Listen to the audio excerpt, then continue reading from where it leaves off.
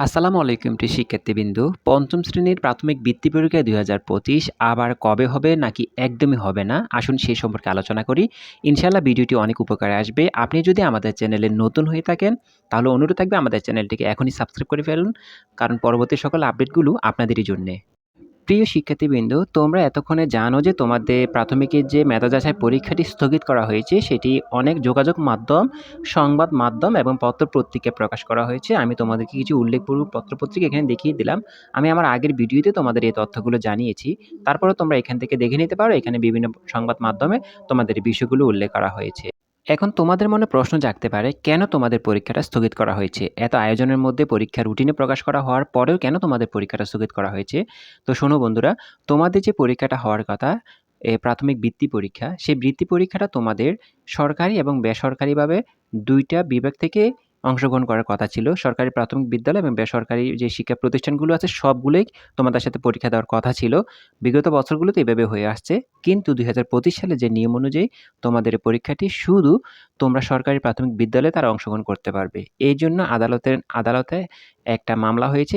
মামলার মধ্যে নোটিশের মধ্যে বেসরকারি শিক্ষা প্রতিষ্ঠানও তোমাদের সাথে অন্তর্ভুক্ত হওয়ার কথা ছিল। কিন্তু ২০২৫ সালের নিয়ম অনুযায়ী তারা অংশগ্রহণ করতে পারবে না। সেই নোটিশের বিপরীতে আদালত সেটার উপর রায় দিয়েছে। প্রিয় শিক্ষার্থীবৃন্দু, তাছাড়াও তোমাদের পরীক্ষার মধ্যে বেশ কিছু পরিবর্তন নিয়ে এসছে। যেমন বৃত্তি পরীক্ষার নাম পরিবর্তন করে মেধা যাচাই পরীক্ষা করা হয়েছে। শুধুমাত্র সরকারি স্কুলের শিক্ষার্থীদের জন্য রুটিন প্রকাশ করা হয়েছে, যার কারণে বেসরকারি স্কুলের শিক্ষার্থীদের কোনো কথাই চিন্তা করা হয়নি। এজন্য পরীক্ষার মধ্যে আরও বেশি ঝামেলা হয়েছে। পরীক্ষা এজন্য স্থগিতের জন্য বেশি চেষ্টা করা হয়েছে। তারপরে দেখো, সরকারি স্কুলের লক্ষ, লক্ষ শিক্ষার্থী অংশগ্রহণ করবে ঠিক আছে।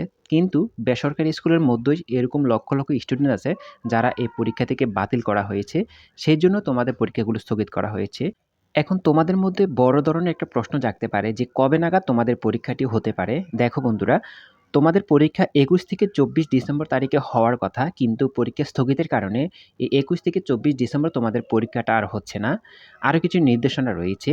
যেমন ১ মাসের জন্য তোমাদের পরীক্ষাটি স্থগিত করা হয়েছে, যেটি তোমরা অনেকে জানো যে যোগাযোগ মাধ্যমে দেখেছ, সংবাদ প্রকাশের মাধ্যমে দেখেছ।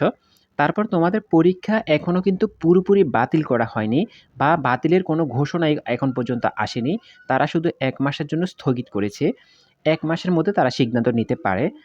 প্রিয় শিক্ষার্থীবৃন্দ, ২১ জানুয়ারি পর্যন্ত যেহেতু তোমাদের পরীক্ষা স্থগিত করা হয়েছে, এর মধ্যে যদি আদালত যদি রায় শিক্ষা মন্ত্রণালয়ের পক্ষে দেয়, তাহলে তোমাদের পরীক্ষাটা কিন্তু হয়ে যাবে।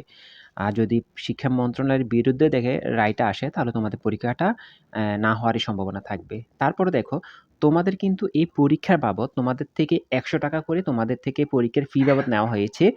তো এই পরীক্ষা যদি কোনো কারণে না হয়, তাহলে তোমাদের টাকা ফেরত দিতে কিন্তু তারা বাধ্য থাকবে। তো যেহেতু তোমাদের থেকে পরীক্ষার টাকা নিয়ে গেছে, ফি নিয়ে গেছে, সেজন্য তারা কিন্তু দায়বদ্ধ।